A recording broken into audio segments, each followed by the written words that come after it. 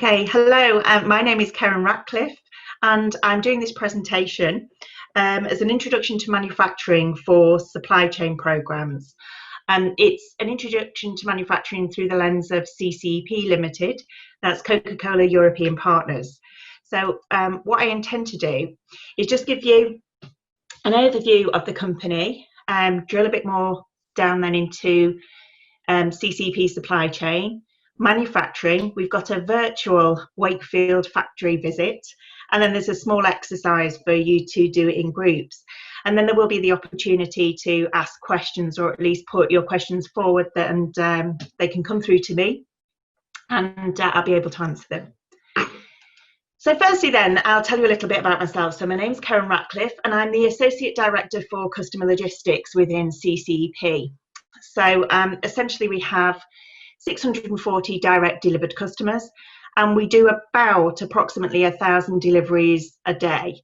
We're an operation that runs 364 days a year and pretty much 24 hours a day.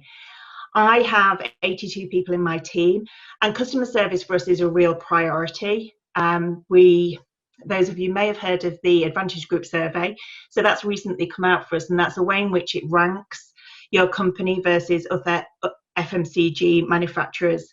The grocery survey came out last week, and we've done very well within that. So we're number 7 overall against core suppliers, and we are number 2 within Impulse.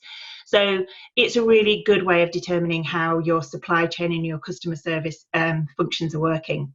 We have a lot of internal customers and external customers. And the way I got this role, so I've been in position now for approximately a year, and my background is I've spent a significant amount of my career within sales, looking after high street discounters and grocery customers. Also, I've worked in different environments such as on-premise, so looking after the likes of Heineken. I spent a few years in marketing, where I looked after essentially what were our incubation brands, so new brands that are coming into the market and emerging segments, perhaps things that we're looking at that haven't always been successful, but particularly the brands that I worked on that have, you will know, will be the Monster Energy drink and Relentless. And then prior to that, a lot of my career was within field sales, so I've looked after very small teams, niche teams, and then looked after very big teams, most recently the wholesale field sales team across GB. So that's a little bit about my background. So no supply chain in there, you'll notice. But what I have been able to do is use all of the experience that I've got to really bring essentially what I do more than anything is interpret supply chain for sales and interpret sales back into supply chain. So that's a little bit about me. What about the company then? So CCEP Limited, we are approximately 23,500 people servicing customers across 1 million outlets across 13 countries in Western Europe. So across our business, we invest, employ, manufacture and distribute locally. And we've got some really strong commitments to our communities and our employees as well. So there's lots of different programs that we get involved in within our local countries. We have sort of 4 key pillars that we build the success of the business on. So we look at great people, great service, great beverages, and great communities. And there's just some numbers for you here to give you an idea of the size and scale of the company. We sell 14.2 billion litres of product. There are 6,000 people who are in our sales force. So these are people who are directly speaking to customers either in outlets or within head offices. 300 million consumers enjoy our products every day. And we've got 47 manufacturing sites across the 13 countries. So we're a really, really big operation. So Coca-Cola European Partners, the way to think about the business is in 2 parts. So we work hand in hand with the Coca-Cola company. The Coca-Cola company actually own the brands. So they own the brand Coca-Cola and the other brands that we have. They're responsible for product development, innovation and brand marketing and the advertising. So think of the ads that you might see on TV. That would be the Coca-Cola company that are responsible for those. The Coca-Cola company itself is massive, over 130,000 employees, and they operate in 200 countries. CCEP, on the other hand, we're very focused on business to business. So we have the rights to bottle, manufacture and distribute the brands that the Coca-Cola company own. We're responsible for custom marketing and market execution. So if you think about when you actually walk perhaps into a supermarket and you would see a promotion or some sort of activation, that is something that CCEP are responsible for. As I said earlier, 25,000 employees across 13 countries. Now, this is the portfolio of products that we have across CCEP. You'll be familiar with many of these. So we've obviously got the Coca-Cola trademark. We've also got many flavours, mixers and energy drinks. So people don't always, for example, know that we actually distribute the Appetizer brand. Similarly, if you look at hydration, so things like Smart Water and the Schweppes Abbywell brand as well, those are products that we manufacture and distribute within GB.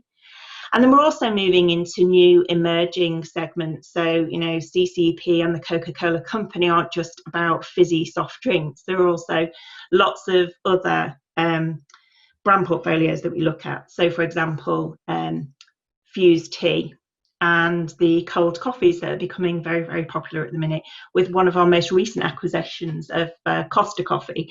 So we have Costa ready to drink coffee now that's been in the market now for just over 12 months.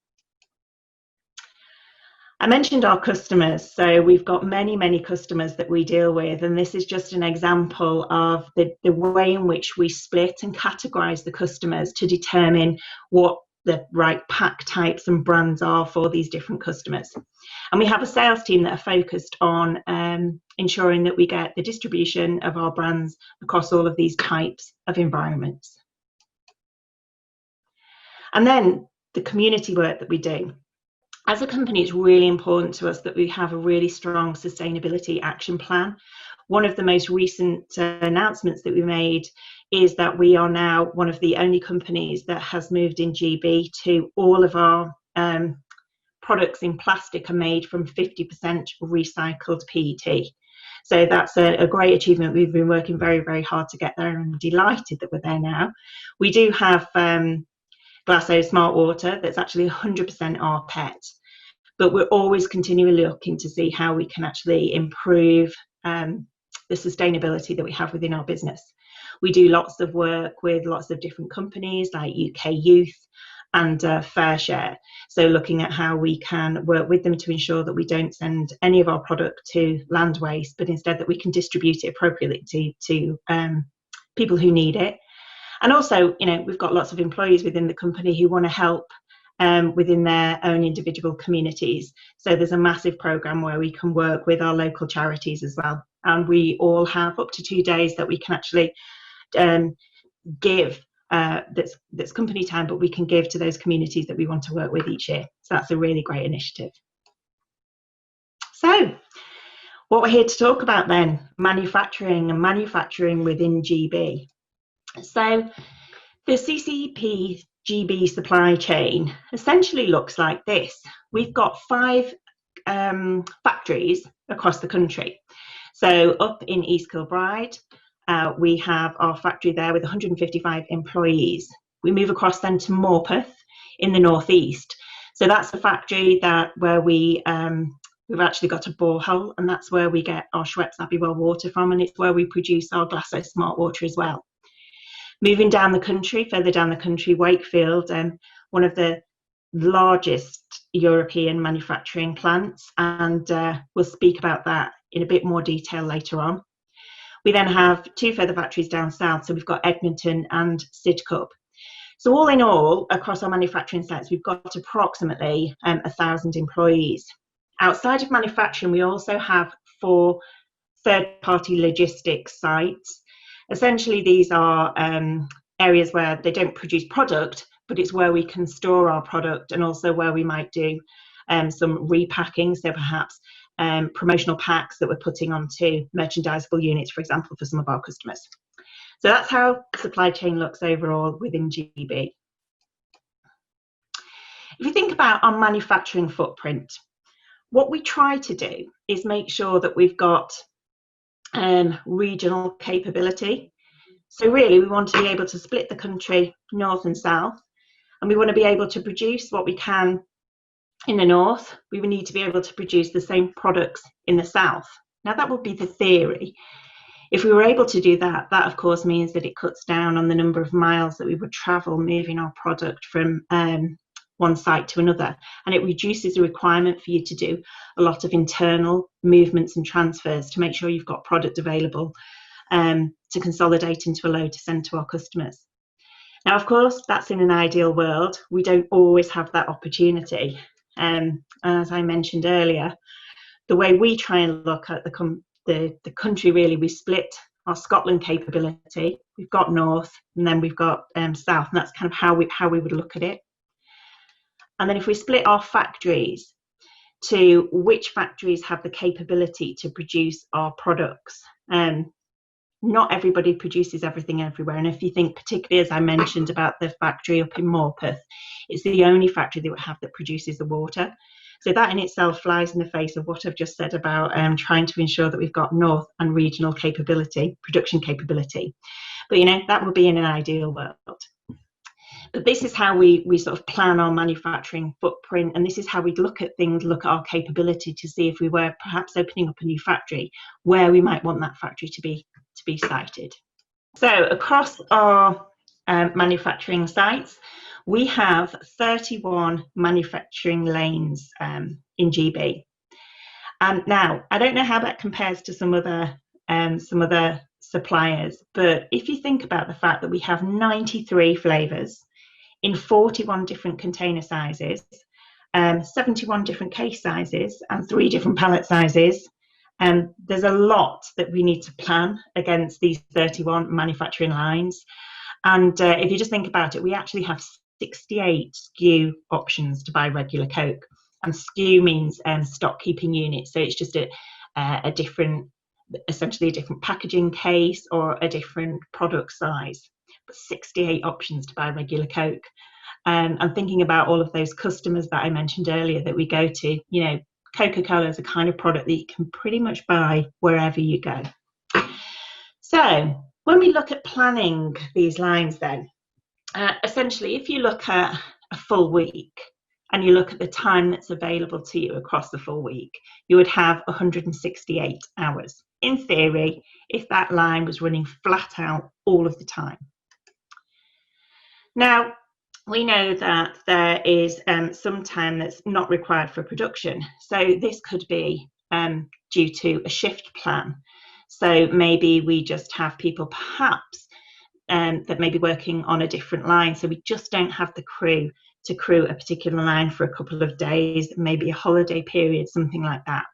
So this then reduces the amount of time that we would have to plan on a line. Furthermore, we would then look at how we need to make sure that these lines, when they do run, are running, you know, the very best that they can. And think about a car. You know, you can't keep running a car forever and ever without it needing to be serviced or have an oil change, or you know, certain parts would need to be replaced. And exactly the same needs to be planned in against a manufacturing line. Essentially, we call this asset care. We need to make sure that we're doing the appropriate service on all of our lines, so that when they are really busy and we're at a really high production time, that the line is going to work as well as it possibly can. So that then gives us the amount of time available for that line to be crewed. We then look at production time. So this comes from our production planners. So they will look at the forecast and they will look at all of the different SKUs that are required. And they will then plan that volume against the manufacturing lines. And it may mean that we don't always need all of the lines to be available for all of the amount of time that we could crew them for. We also need to think about things like trials. If we've got some new product development, we need to make sure that, for example, you know, the formula is working well and it works well across a certain line. Or even think back to when I mentioned that our PET is now in 50% rPET.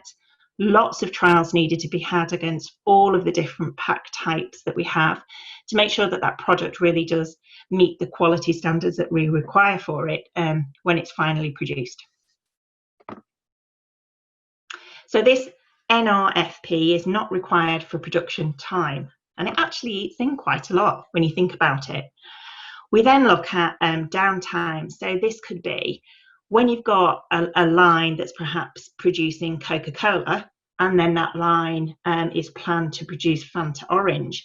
We need to ensure that we clean that line down so there's no residue of that product left in the line when we go on to make the new flavour. So the cleaning time, the changeover time, if we're moving from one pack size to another, all of this causes line downtime. So we need to consider that when we then look at the available time for the manufacturing line to be available to us to actually produce product on. There we have the available time. So how much time have we actually got to make the product?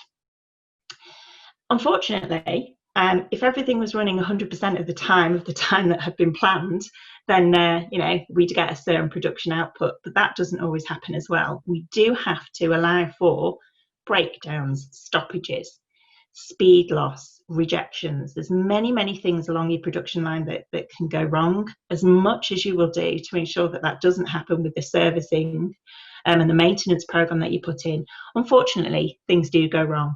So this time in terms of line losses is something that we really focus on within manufacturing to ensure that we can reduce that and make it as small as possible, because essentially that means that we are being more productive and more effective in our manufacturing. There's obviously lots of complexity in our plan, as I've mentioned. One of the other things that we also need to consider within manufacturing is just the pallet type. We have lots of different customers that actually have different pallets. So there's merchandisable units, there's UDP bases, lots of different things that would require us to adjust a line that we may have to enable us to actually have the end product in the way that the customer wants it. So all of this eats into our manufacturing efficiency time. So understanding the extremes of manufacturing, and soft drinks is certainly an area where we have a lot of extremes outside of just the plan complexity. And this is a way that we've tried to sort of bring it to life. So Wakefield line 3 is one of our lines. It can make 32 flavours across 7 different container sizes, across 4 case sizes, and on 3 different pallet types. So if we were looking at production to actually maximise efficiency of this line, we'd want it working 24/7, and it would just be 1 container size across 1 flavour. So in this example, 1 litre Schweppes. So flat out, doesn't stop. It can produce 321,000 raw cases. However, we need that line to produce other products and different packs in different flavours. So we then have to plan that in when we're going to do the changeovers that I described before, when we're going to clean the lines down, when we've got the shift and crewing changeovers. As we move and look at that plan, if we look now in 2020, this line is producing 3 container sizes across 8 to 10 different SKUs, really slowing the line down just with the changeover. So that takes the efficiency and the sort of production rate down from 321 down to 193,000 raw cases. So you can see anywhere up and down here, the production plan becomes very important for us to get right. So portfolio production and total sales, it's something that I wish there was a great science to it. There are lots of principles that you can look at, but certainly in soft drinks, we have very many different dynamics. And I'm going to try and describe just some of them for you. So this chart just looks at our portfolio, and it looks at the proportion of sales in raw cases across 2020, 2019, and looking at Christmas. So trying to look at off-peak, peak and Christmas. And these are all times when you'll see soft drinks will sell considerably more than other times of the year. For example, imagine it's February, it's freezing cold outside, People traditionally don't drink as many soft drinks as they would drink and consume in July. Beautiful weather, everyone's going out and spending the day out, having picnics, boiling hot, buying loads of soft drinks. So immediately you can see the two extremes in the weather and the impact that that would have on soft drinks. Also, times like Christmas, when we have, Coca-Cola is synonymous with Christmas. So the sales for us at Christmas go through the roof as well. So that's a really peak time for us. So let me bring this to life a little bit then. At Christmas, we see usually that we get a bigger demand across large PT. So that's big 2-litre bottles that you will see in grocery. Our 330ml boarded cans, so think about the 12 packs and the 24 packs that you see in the grocers. So this is all about consumers stocking up for Christmas. We see an increase in glass, which is driven by more people going out, possibly into pubs and clubs and restaurants where our glass bottles are available. And then a bit more of an increase in small cans for mixing. If we then look at summer, the shape changes again. So we see a bigger increase in small PET. So this is the 500ml bottles that you see in lots of the corner shops and convenience stores. So this is very much an impulse product that people are drinking on the go. Similarly, 330ml cans, and then Oasis, a very, very popular product in the summer. And of course, water. People are very thirsty and start drinking much more water in the summer months than they do the rest of the year. Think about COVID then. This is what's happened with COVID. COVID's something that has obviously impacted everybody, but we didn't have any history or any kind of sort of background that we could look at. So this is comparing week 16 in 2019 with week 16 in 2020. So you can see the massive increase that we saw on large PET and on 330ml cans. Our small PET, so the impulse just basically almost stopped for a few weeks. And this is because as the country went into lockdown, people weren't going out to, they weren't buying their meal deals in the convenience outlets. They went in the workplace to buy these products from the canteens, and instead we saw this huge, massive overnight shift into grocery shopping, and it was almost like Christmas overnight, but with no planning. So this really gave our planning teams and of course our manufacturing teams a lot of challenges and a lot of things that they needed to work through. So what I thought I'd do now is just drill a little bit more down into Wakefield Factory. So it's the biggest soft drinks factory in Europe, and it would have been brilliant to be able to take you there in person, but we're not able to. But hopefully I can bring it to life for you in these next few slides, and we've also got a bit of a video as well for you. So Wakefield history.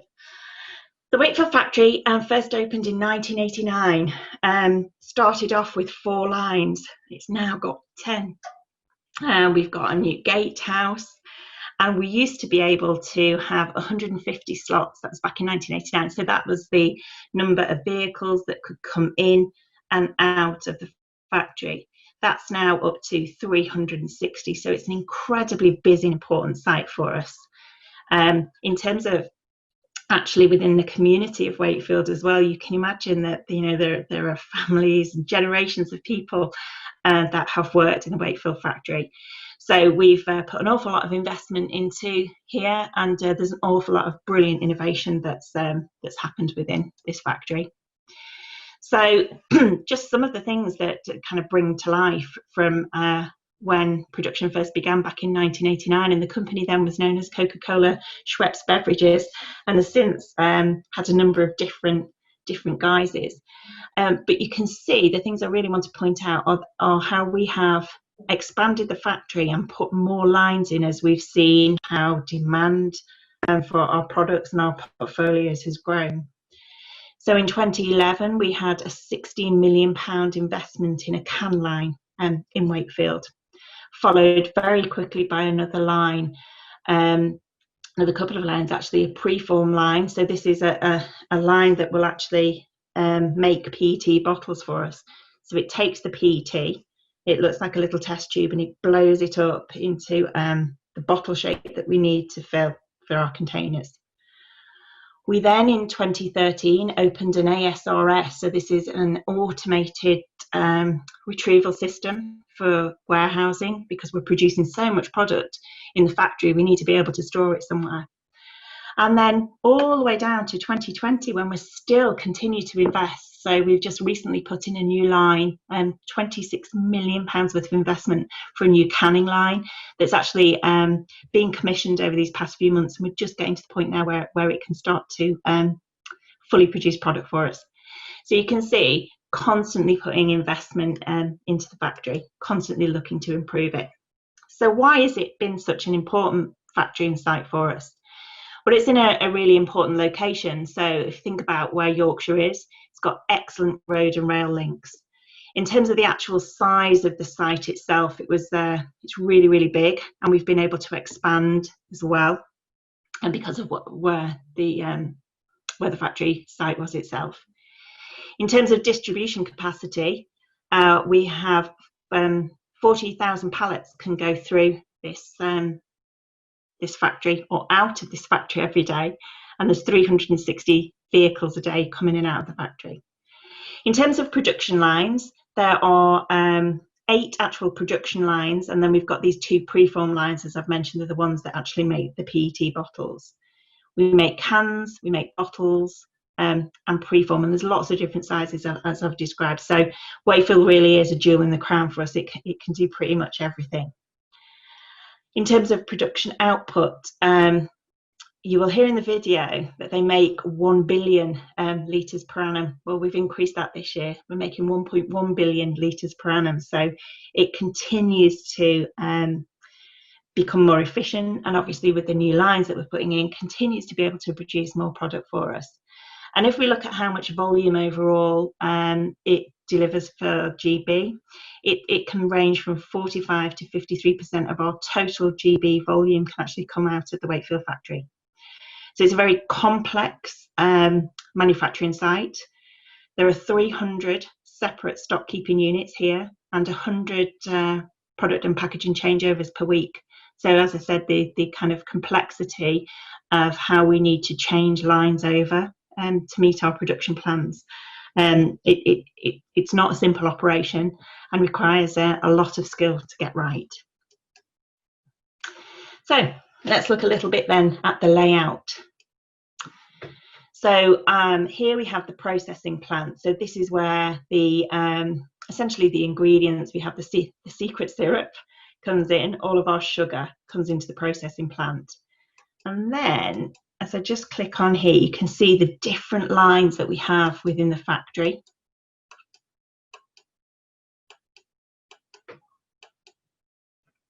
So a massive operation, but as I say, you can see how much space we actually need for raw materials and for the warehousing as well. And then there's a conventional warehouse at the back here, but here is the automated replenishment warehouse that we have, and you'll see that life in there. So it's a really significant investment for us, but allows us to have really great capacity in this factory. And there we have the new can line, as I say, opened in June of this 2020, and is just now up and running for us. So, investing in the future. What else do we want to do then in this sort of brilliant factory that we have that's available to us? Well, CCEP sites, we send 0 waste to landfill. So I mentioned earlier about some of the the different charities that we might work with. We make sure that our product, if we do have any product that's getting near to its sell by date, to actually work with these charities to make sure that we can donate the product to them. We've invested over £1 million in a combined heat and power plant that generates renewable energy on site. So that helps save over 1,500 tonnes of CO2 per year. A solar farm directly provides renewable electricity for the factory, and it accounts for approximately 15% of the site's total electricity use. And we use just 1.3 litres of water for every litre of product that we produce. So water is one of those resources that, you know, we have to really take care of. And sometimes you'll hear very different stats about how many litres of water are used to make a product, but that's a really, really good ratio. Across the business, 100% of our packaging is recyclable, and we're working to double the recycled content in our packaging from 25% to 50% by 2020, and I've been delighted to be able to tell you we've done it. And we're not going to stop there. We're obviously going to continue to look at what else we need to do and what else we can do for the future in this area. We've also reduced the overall amount of material that we put into the market through initiatives such as the lightweighting. So in 1994, our plastic bottle weighed 36 grams, and now it weighs just 19.9 grams. So again, the Wakefield Factory, you know, has been instrumental in the trials and ensuring that we can make sure that we've got a quality product that's available at the end of production. So when we then look at what the site director would look at every day, I think it's important to mention that, you know, despite the size of this factory, there are only 500 people across various different operational departments that keep the factory going and operating 364 days a year. Now, safety will always be our number one priority. So take that aside, what do we then look at? So this is a way that the people that are kind of, you know, keeping an eye on how well the factory is running can actually drill down and just see how efficient a line is running. So this is one of the Wakefield lines just taken from the other day, and it's a 24-hour sort of snapshot. And what we're looking at is to ensure that, firstly, is the line running as efficiently as we would want it to. So we don't want to have any unplanned stops or rejects of products. So, you know, perhaps if a bottle's got stuck and it'll clog the line up and there's an unplanned stoppage. And of course, the quality of the product that's being produced is a very important thing as well. So this just gives us an idea of just how the health of the manufacturing line. You can see here that within a 24-hour period, there has been over 2 hours 20 of time lost. And that's something that the team will go and investigate to understand is, you know, what else could we have been doing to make this line become essentially more efficient, because that gives us an opportunity to actually drive production capability and manufacturing output. So that's something that we would look at, and we have these for all of the lines across all of the factories within GB manufacturing. So we're now going to move to look inside the factory, and this is a video that was for a program actually that was recorded a couple of years ago, but it will actually give you a really nice insight into how all of this comes together in the Wakefield factory. Despite the company's historic secrecy, they've agreed to let us film inside the factory in a UK exclusive. Are you ready then? Welcome to the biggest soft drinks facility in Europe.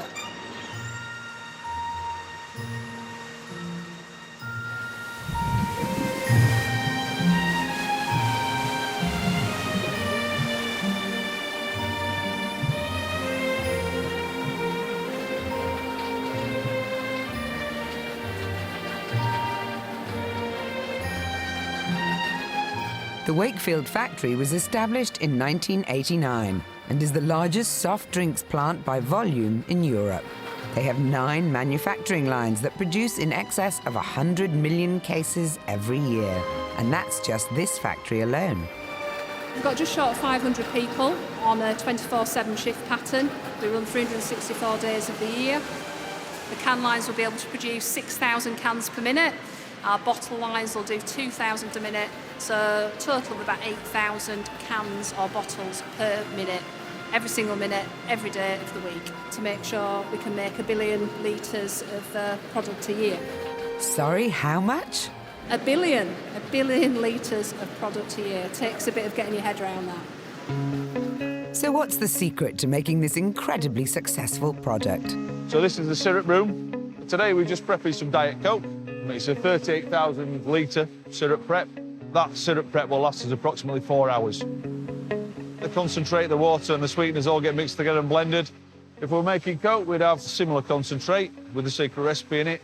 We'd then pipe in liquid sugar from our sugar dissolving plant and water to make up the syrup in the same fashion. The mixed solution is then piped onto the production line, carbonated and dispensed into pre-made cans and bottles at astonishing speed. And then we close the container.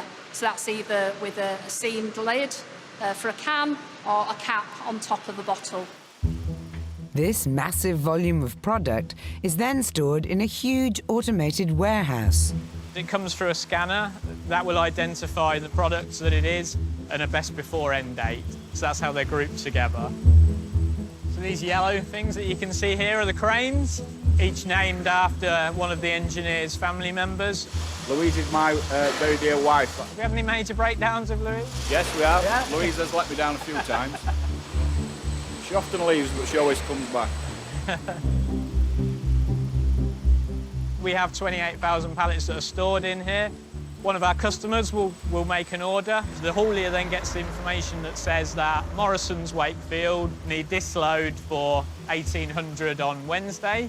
So my team will press a series of buttons and then it will send instruction to the cranes to go to a location and to pull a crane to a drop-off point. And it will travel along the hard link through these doors into a location where a forklift will pick it up and load it onto a vehicle, which will then be collected by a haulier and dispatched through our gateways. So that's how it's all put together. But what's in the all-important concentrate for making Coca-Cola? The recipe is only known by a very few people within the Coca-Cola company. They have a plant in Ireland which ship the concentrates across to us and to countries across the world. Sorry, the concentrate is made by the Coca-Cola company. It's a secret formula. It's produced elsewhere and shipped into Wakefield. Does anyone here know what's in it? Absolutely not. So hopefully that gave you a flavour, excuse the pun, of just what we do in manufacturing, particularly in the Wakefield factory. So after this exercise, what we'd like you to do is just take the opportunity to look at what you would do. So you'll be able to download this exercise from the web page and take some time in your groups just to think about this scenario. So we want you to imagine that you're the site director at Wakefield and you're looking at the forward plan for the next 3 months. So we want you to think about what's coming up that you need to consider. How would you maximise your production capacity to ensure that you're going to meet anticipated demand?